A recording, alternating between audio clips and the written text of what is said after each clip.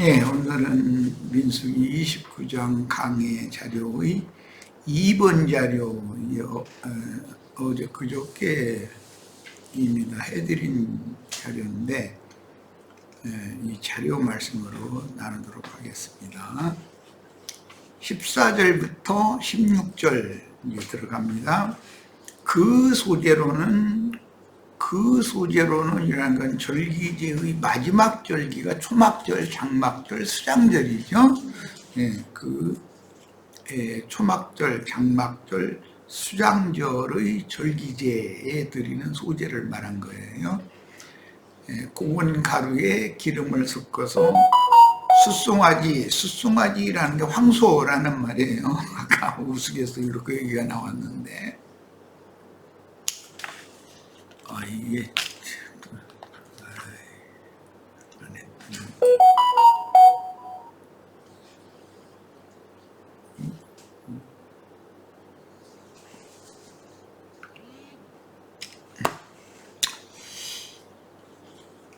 자, 숫송아지 13마리에는 각기 10분의 3이요. 마지막 절기의 절기제에 7일 동안 절기제사를 하는데 첫날에 숫송아지를 13마리부터 지금 시작하는 말씀이 나왔어요. 매일 한 마리씩 줄어들죠. 줄어들어서 7째 날은 7마리로 이제 맞춰져 있어요. 자, 수양 2마리에는 각기 10분 2요, 어린 양 14마리에는 각기 10분의 1을 드릴 것이며, 상번제와 그 소제와 그 전제 외에 순념수 1마리를 속죄제로 드릴 것이니라. 모든 절기예 중에서도 마지막 절기, 초막절, 장막절, 수장절이라고 하는 이 절기제가 제일 제물을 많이 드리고 성황리에 이렇게 제사를 하는 제사법이다라는 걸 우선 알 수 있어요. 여기에 숫송아지 13마리부터 이제 시작이 됐는데, 마지막 절기에 7일간 드릴 제물 중에 그 황소 13마리는 하나님의 일꾼인 종으로 드려질 사람이신 예수가 우선 1이고, 그 다음에 주님의 12 제자들이 12, 그러면 13이 되겠죠. 부터 시작하는 거예요. 매일 한 마리씩 황소가 줄어드는 것은, 이건 소는 항상 하나님의 종을 상징하기 때문에 인자 예수도 맨 먼저 아버지의 그 새 일을 위하여 드려진 황소로 드려진 제물인 거죠. 하나님의 말씀과 저희가 가진 예수에 대한 증거로 인해 목배임을 받은 충성된 종들의 수가 정해져 있다는 것을 암시합니다. 황소 13마리부터 시작하고, 순양은 2마리, 어린 양 14마리는 7일 동안 똑같아요, 매번. 자, 그 다음에 순양 2마리, 이것은 뭐 말할 것도 없이 양머리 중에서 주의 증인으로 세움을 받은 종들을, 선지자들을 상징하는 말이죠. 절기의 7일 동안 매일 드려지는 순양 2마리씩은 하늘이 정한 때와 기한이 차도록 천국 봉사는 계속되므로 그 영과 신부의 말씀을 대언한 선지자들인 2 증인은 모든 세대마다 자기 세대에 사는 모든 이들에게 계시로 받은 그 영의 말씀을 대언할 선지자들을 상징한다. 이렇게 이해를 하시면 되겠어요. 항상 수컷이라는 것은 인도 직분과도 관계 있고 말씀을 전하는 사명이 있는 것, 관계가 있는 거예요. 그 다음에는 이제 15절에 어린 양 14마리가 나왔죠. 매일 드려질 어린 양 14마리는 모든 민족 땅 10가지를 상징하는 수, 그건 4라는 숫자로 상징이 되죠. 그 숫자 4에 모든 세대마다 전도로 얻어서 그리스도의 것으로 드려진 양들의 충만수, 이것은 이제 10이라고 하는 만수를 상징하니까 그래서 이제 14수를 이루었어요.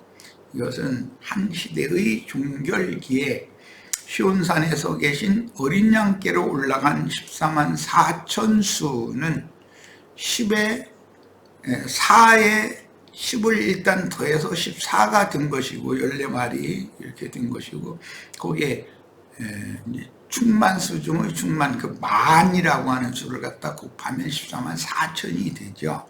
이렇게 성경은 의도적으로 어떤 숫자를 사용하는 것도 말하고자 하는 그런 어떤 의도를 감춰놓고 있다는 것을 이해할 필요가 있습니다.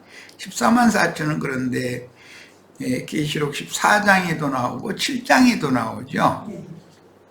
계시록 7장에 기록된 인마진 12지파에 속한 14만 4천과 아무라도 능히 그 수를 셀 수 없이 많은 흰옷을 입은 큰 무리는 이방인의 때가 종결된 후에 그 천년이 차도록 그동안 끊어진 12지파의 신앙 회복인 단체적인 이스라엘의 부활과 구원도 개인 구원이 있죠. 각각 회개하여 예수 그리스도 이름으로 세례를 받고 구원을 얻으라, 각각이라고 돼 있죠. 그런데 또 단체적인 면이 있는 것이다. 온 이스라엘이라는 용어가 또 나오는 거예요. 그러면 구원에 관한 것도 심판에 관한 것도 개인적인 면도 있지만 단체적인 면이 있다. 이걸 꼭 이해할 필요가 있어요.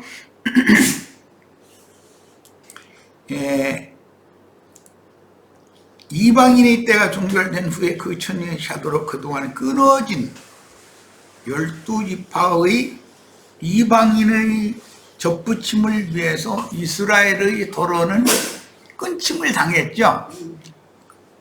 그 끊어졌던 이스라엘의 신앙이 회복되는 때가 오는데 그 때가 오는 새 시대를 준비하는 짐승 때이단 말이에요. 그때는 부활 때라고 그러죠.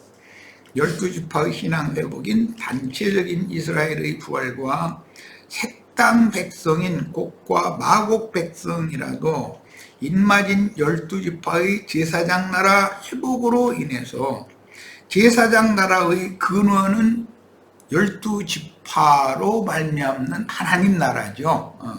그러니까 제사장 나라는 그냥 파괴되고 끝나는 것이 아니라 반드시 회복된다는 거예요. 영세의 백성이 될 영혼들이 계시록 7장에 나오는 14만 4천 인마진 이스라엘 12지파와 아무라도 능히 그 수를 셀 수 없는 흰옷을 입은 무리 이렇게 나오죠. 자, 이 단락은 추막절, 장막절, 수장절 절기 이래 중 첫날의 제물인데 이날에 드릴 제물은 상번 제물 외에 절기제를 위한 번제물과 속죄 제물이 추가로 드려졌고 번제물로는 번제라는 것은 온전한 헌신을 상징하는 것이기 때문에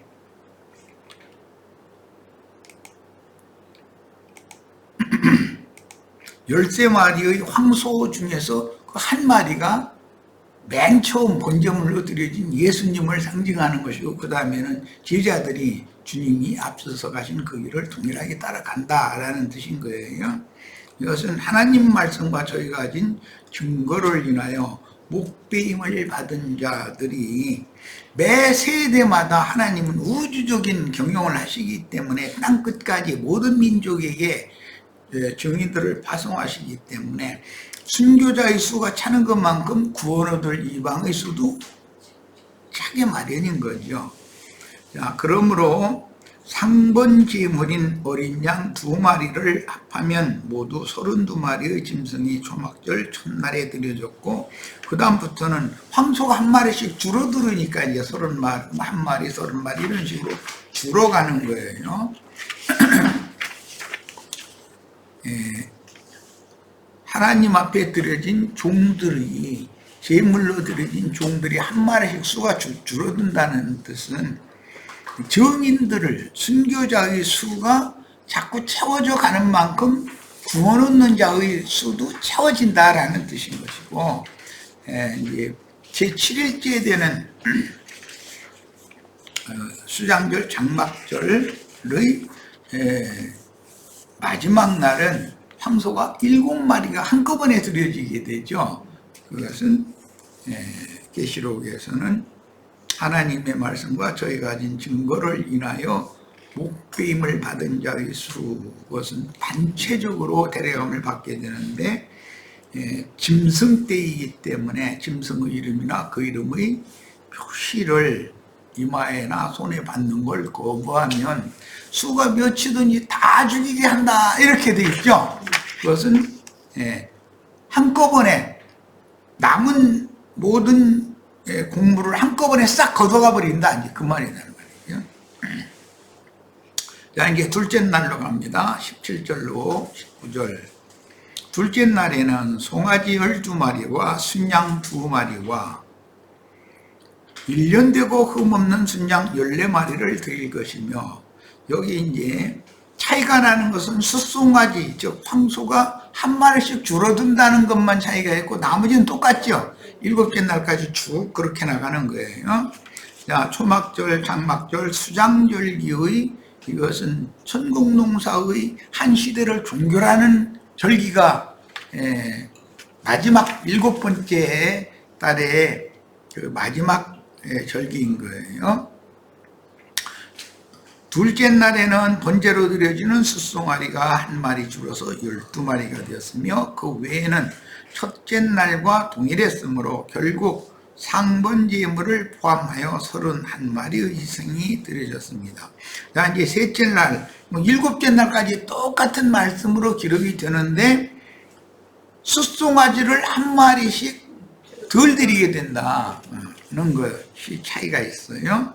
매일 숫송아지의 숫자가 줄어드는 것은 하나님 말씀과 저희가 맡은 어린 양에 대한 증거를 맡은 순교자의 수를 채우는 것을 상징하므로, 초대교회부터 한 시대를 종결하도록 순교자, 증인들의 수가 줄어든다는 것을 암시합니다. 하나님께는 이게 정해져 있는 것이죠. 이 수가 정해진 말씀을 성경에는 이제 아무 숫자로 이렇게 표현을 할 때, 특히 그 요한복음 그 마지막 부분에 보면 큰 물고기 153마리 이런 것이 다 아무 숫자인 것이죠. 시간이 지날수록 전도를 위한 세상의 박해가 점점 약해져 평범한 시간이 오래 지나다가 한 시대의 종결기에는 한꺼번에 7마리의 황소가 드려진다는 뜻은 단체적인 순교가 세상 끝 짐승 때 예언대로 이룬다는 것을 알 수 있습니다. 이스라엘의 부활도 단체적으로 이루어지는 거죠. 로마서 11장에 보면 저희를 버린 것이 그가 하나님 앞에서 끊어진 것이고, 저희를 다시 받아주시면 그게 죽은 자 가운데서 그들이 살아나는 것이 아니면 무엇이리요. 그게 부활이라는 것이 영적인 개인 부활도 있지만 단체적인 하나님의 경륜에 의한 부활도 있다는 거예요. 특히 데살로니가전서 4장 이런 데 보면 신학교회 시대에 신앙생활 잘 하다가 데려감을 받은 참 그리스도인들, 주님의 종들이 주 안에서 자다가 마지막 납할 때 따로따로 일어나는 게 마지막 납할 때 한꺼번에 일어나게 되죠. 그런 것은 단체적인 부활을 의미한다. 이것은 예수님이 죽임을 당한 이후에 이제 사도 시대의 사도들이 대대적인 박해를 로마의 황제들에서 받다가 콘스탄틴 황제 때는 기독교가 공인되어서 모든 다른 종교들과 똑같이 종교의 자유를 선포했다는 것이죠. 오늘날 미국이 지금 종교의 자유를 선포를 해놔 있죠. 거기 가면 뭐 절간도 있고 성당도 있고 뭐 별게 다 있잖아요. 회교도들 그 모스크 사원도 있고. 미국에 가보면 야 이게 청교도들이 세운 나라인데 뭐 이렇게 됐지. 근데 불과 얼마 되는 시간이 지나지 않았는데 미국의 헌법에 종교는 자유다 이것이 정해져 있어가지고 이제 그렇게 타락을 한 거죠. 종교 시장이 되었고 인종 시장이 되어 있는 거죠. 하나님이 보시기에 가장 타락한 나라는 미국이죠. 아예 불신자들의 세계에는 뭐 당연히 이제 타락이라 해도 미국같이 청교도들이 세운 나라가 그렇게 되는 것은 하나님이 보시기에는 완전히 그건 배도인 것이거든요. 자, 콘스탄티누스라고 하는 황제 이후로 종교의 자유가 되어서 기독교라는 것이 세상의 모든 종교 중에 하나로 같이 공존할 수 있는 길이 열려가지고 계속 이어져 오다가 15세기, 16세기에 종교개혁이 일어났죠. 그러니까 이제 로마교가 개신교로 개혁이 됐고 개신교를 다시 형제회가 다시 개혁을 했고 형제회가 이제 지방교회 이렇게 훨씬 더 발전, 진취적인 신앙생활로 발전했고 오늘 우리는 그런 모든 사람 그 개혁을 교회의 회복을 부르짖는 많은 사람들과 그 앞선 세대들이 뭔가가 이제 부족한 거, 섞인 거 이런 것들을 배제하고 거부하니까 이제 우리는 좀 외로운 신앙길을 갈 수밖에 없게 돼 있죠. 그러나 이제 우리는 중요한 것이 항상 열려 있어야 된다. 많은 사람들 여러 부류의 집단도 있고 교파도 있고 있지만 그들 중에 누구를 하나님이 건져내실지 우리는 알 수가 없으니까 우리는 사명을 다할 뿐이지. 그래서 항상 열려있는 자세가 필요합니다. 그만큼 우리 형제 자매님들은 이 진리에 대한 영적 분별력과 생명의 그 풍성함을 양면에서 잘 구비를 해야 되는 거죠. 무턱대고 열어놔두면 안 되죠. 콘스탄티누스처럼 이렇게 열어놓으면 안 되는 거죠.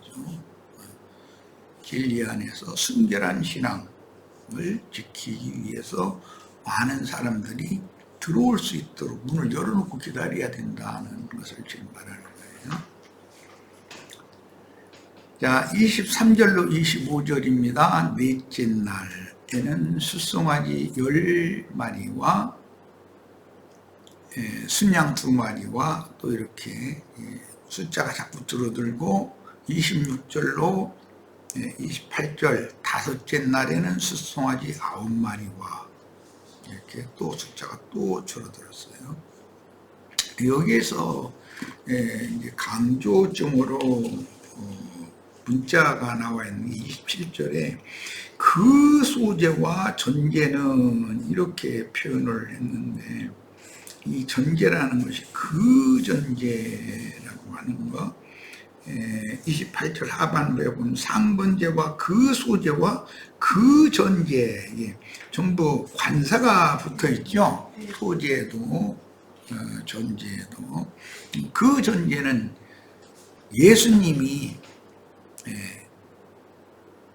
잡히시던 밤에 아버지의 뜻을 묻는 기도를 겟세마네 동산에서 밤에 했죠. 그 제자들한테 부탁을 하고 기도를 하셨는데 그때 기도의 응답이 이제 세 번 제자들에게 와서 세 번째 기도를 하신 말씀이 이제 복음서에 나오는데 그건 응답이 올 때까지라는 뜻이라는 건 이제 여러 번 말씀드렸고 그때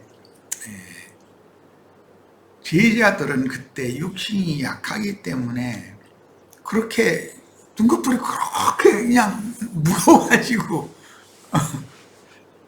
다 잤다는 거잖아요. 그런 것은 하나의 영적인 의미를 내포하는 말인 것이죠. 깨어있는 상태가 아직은 아니었다. 제자들이 왜 구속을 이룬 후에 성령이 오셔서 제자들을 다시 깨우쳐가지고 파송해서 제자들이 예수님이 가신 길을 갈 수밖에 없는 상황이 와야만 전제를 드린다는 전제제사라는 의미를 그때서 깨닫는다는 거기 때문에 성경의 진리를 다 깨닫기는 쉽지가 않은 거죠. 오늘날도 교리적으로 존재, 관계 이런 걸 많은 사람들이 가르치기는 교리적으로 잘 가르치는 분들도 많이 있지만 정작 본인이 짐승의 박해를 통해서 자신의 그 생명을 주님의 것으로 온전히 부어드리는 그런 상황이 오면 두려워하고 도망가거나 숨거나 그럴 가능이 굉장히 많다는 거잖아요. 그러면은 이 황소 제물에 들어갈 수 없다는 거예요. 그 전제는 서원자가 번제와 속죄제를 드리면서 최상품의 포도주인 저 아래 내려가면 그 포도주를 독주를 한 잔 붓는다 이렇게 됐는데 독주의 잔을 붓는 것인데 형식상으로는 잔에다가 독주를 가장 좋은 포도주 섞인 것이 없는 맑은 포도주 뭐 이런 표현도 나오는데 그 포도주를 따라서 번제물이 타는 그 번제물 위에다가 붓는 그런 형식으로 제사를 하는 거예요. 이건 십자가에서 주님이 받은 침례의 실제로서 즉 죽음의 잔을 마심으로 인자 예수의 원대로가 아니고 아버지의 원대로 이루신 것이다. 이것은 창세기 28장에 서원이 나오고 30장에는 전제로 20년 만에 돌아와서 그 서원제를 드린 말씀이 나오죠. 이것은 자신이 하나님 앞에 그와 같이 큰 은혜를 입은 자로서 남은 생애 전체를 하나님의 것으로 온전히 부어드린다는 뜻이고 최후로 이 잔을 본인이 마시는 것은 육신의 생명을 완전히 하나님이 끊으라는 것을 요구하실 때 거기에 순종하는 것을 말하는 것이다. 그래서 예수님이 그 전제를 드리신 것이 순종의 본이다 하는 것이죠. 제자들이 그 길을 따라가서 그 수가 채워져야 되는 거예요. 마태복음 10장 35절로 45절을 인용했는데 읽어봅니다. 세베대의 아들 야고보와 요한이 주께 나와 여짜오되 선생님이여 무엇이든지 우리가 구하는 바를 우리에게 하여 주시기를 원하옵나이다. 이르시되 너희에게 무엇을 하여 주기를 원하느냐 여짜오되 주의 영광 중에서 우리를 하나는 주의 우편에 주 영광 중에서라는 주님의 나라가 임할 때 그 말이죠. 하나는 주의 우편에 하나는 좌편에 앉게 하여 주옵소서.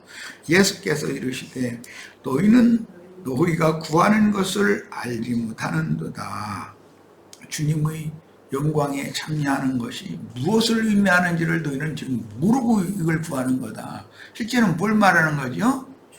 독주를 마시는 것을 이것을 의미하는 말인데 독주를 마시는 것은 그건 깜깜하고 우선 주님의 영광에 참여하는 이것만 지금 구하는 이제 이 얘기라는 거죠.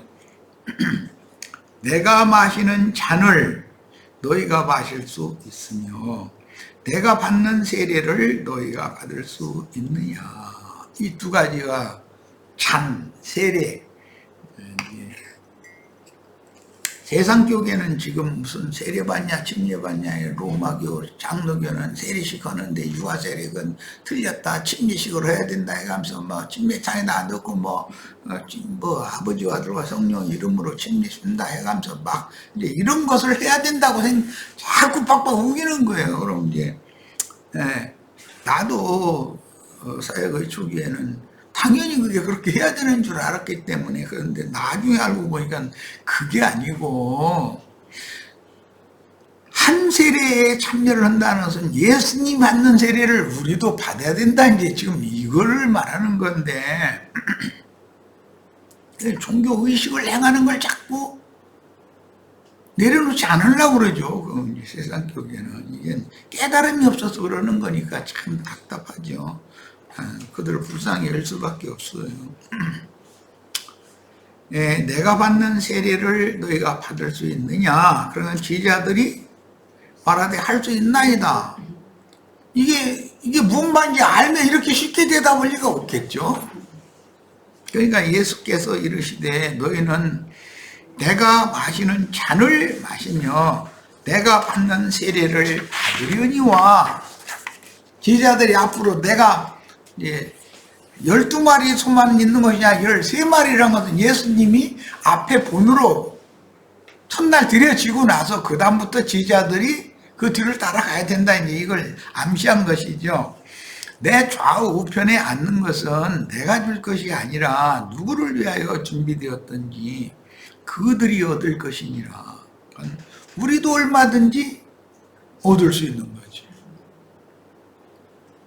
이것은 나를 전제로, 관제로 독주를 부어드리면 하나님이 마시는 것이지만 실제로는 하나님께서 나에게 그걸 마시라고 주시면 내가 기꺼이 순종을 하는 여부에 달린 문제인 거예요, 사실은. 열 제자가 듣고 야고보와 요한에 대하여 화를 내거든. 너희 둘만 그런 좌편 우편 앉으면 우리는 뭐야 이랬다는 거잖아요, 지금. 12제자가 예수께서 불러다가 이르시되 이방인의 집권자들이 그들을 임의로 주관하고 그 고관들이 그들에게, 이방인들에게 그 말이죠, 권세를 부리는 줄을 너희가 알거니와 너희 중에는 그렇지 않을지니 너희 중에 누구든지 크고자 하는 자는 너희를 섬기는 자가 되고 너희 중에 누구든지 으뜸이 되고자 하는 자는 모든 사람의 종이 되어야 하리라. 인자가 온 것은 섬김을 받으려 함이 아니라 도리어 섬기려 하고 자기 목숨을, 얘기죠.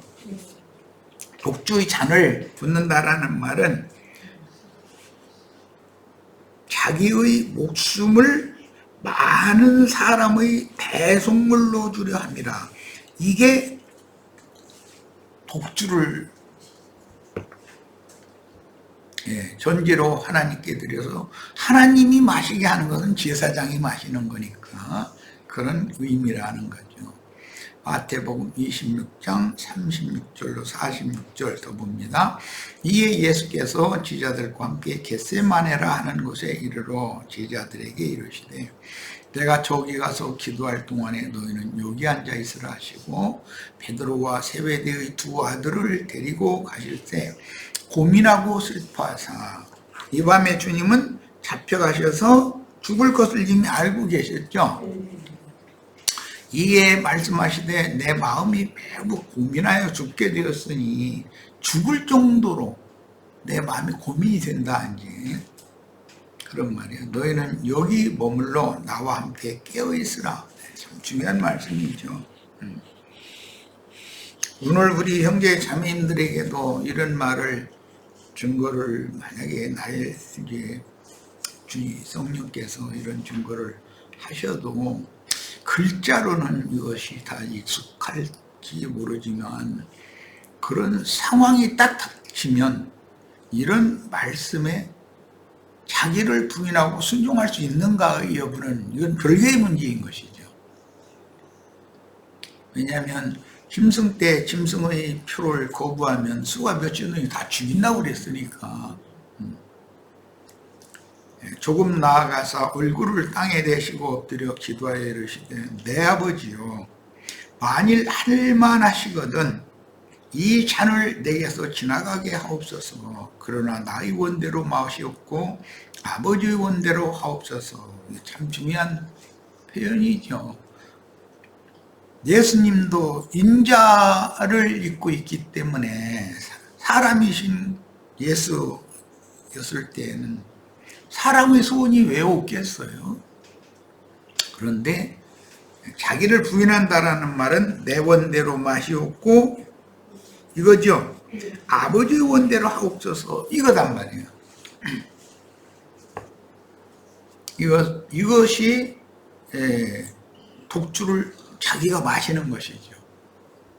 아버지께 드리면 아버지는 네가 마시오 하고 제사장한테 네가 마셔 그런다는 거잖아요. 제자들에게 오사 그 자는 것을 보시고 베드로에게 말씀하시되 너희가 나와 함께 1시간도 이렇게 깨어 있을 수 없더냐. 시험에 들지 않게 깨어 기도하라. 마음에는 원이로되 육신이 약하도다. 육이라는 것은 하나님의 말씀을 절대적으로 단순하게 순종할 수 있는 것을 타협을 하게 하는 성향이 있죠. 좀 다음으로 미룰 수는 없습니까? 또는 이걸 이렇게 세게 하시지 말고 좀 약하게 해주실 수는 없습니다. 타협을 하기 시작하면은 결국은 아버지 원대로가 안 되는 거죠. 이제 이것이 심령이 강하고 마음이 담대해야 될 만큼 20세 이상으로 강건한 자가 되어야 될 필요가 있는 거예요. 다시 두 번째 나가 기도하여 이르시되 내 아버지여 만일 내가 마시지 않고는 이 잔이 내게서 지나갈 수가 없거든. 하나님께서는 나를 받으시기를 원한다. 이제 사람은 자꾸 지나가기를 바라죠. 아버지의 원대로 되기를 원하나이다.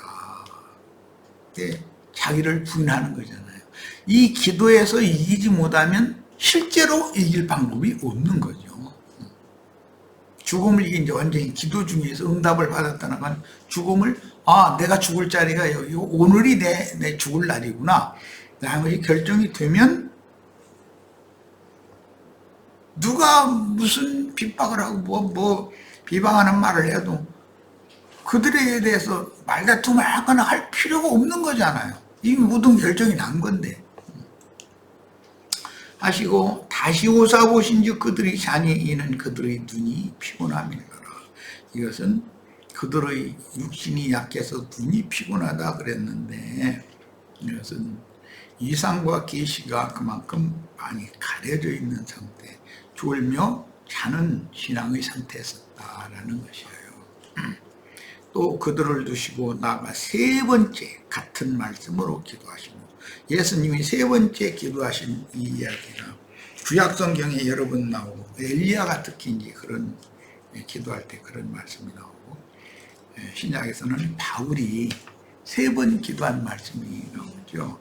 이것은 확실한 응답이 딱 와서 정리가 딱 될 때까지. 그럼 마음의 모든 것이 확정이 딱 되어져 정리가 딱 되면 이제는 모든 게 결정이 났으니까 몸부림칠 필요도 없고 어떻게 하면 피할까 빠져나갈까 그런 거 계산될 필요가 없는 거죠. 자부러운 자들이 있으면 아버지 뜻대로 되기를 원하나이다. 기도의 응답이 이렇게 왔구나. 그냥 내니 나를 잡아가라고 이렇게 잡혀가면 되는 거고 뭐 뺨을 치고 침을 뱉고 별거에도 네가 감히 나한테 침 뱉다 그렇게 할 필요가 없는 거예요. 다툴 필요가 없는 거죠. 이것은 하나님의 뜻을 이루는 거니까. 이게 오늘 밤의 이 세 번 기도가 이게 어마어마한 생과 사를 가르는 투쟁적인 기도였다는 것을 알 수 있고, 예수님은 이 기도를 통해서 이미 이기고 들어간 거죠. 우리 지체들도 상황이 이렇게 되면 반드시 먼저 3번 기도를 하실 때 확실한 응답을 받아서 심령과 마음에서 이기면 육신의 몸이 죽고 살고는 그게 그렇게 중요한 문제가 아니죠. 마음에서는 이미 이걸 초월했는데 3번 반복되는 기도는 확실한 응답이 임하기까지라는 뜻입니다. 그 다음에 다니엘의 기도, 엘리야의 기도, 바울의 기도 다 3번씩 기도한 내용이 나오죠. 초실절 이후 50일째 되는 오순절이 지난 후 7월 중의 세절기의 마지막 절기를 7일간 지키는 초막절, 장막절, 수장절, 절기제사는 하나님이 받으실 구원 얻은 영혼들의 수와 비례하여 증인, 순교자들이 정해진 수가 채워져 가므로 구원 얻을 충만의 수도 채워진다는 것을 알 수 있습니다. 자, 첫 시간 여기까지 해서 마치겠습니다. 잠시 쉬었다가 다음 시간 이어갑니다.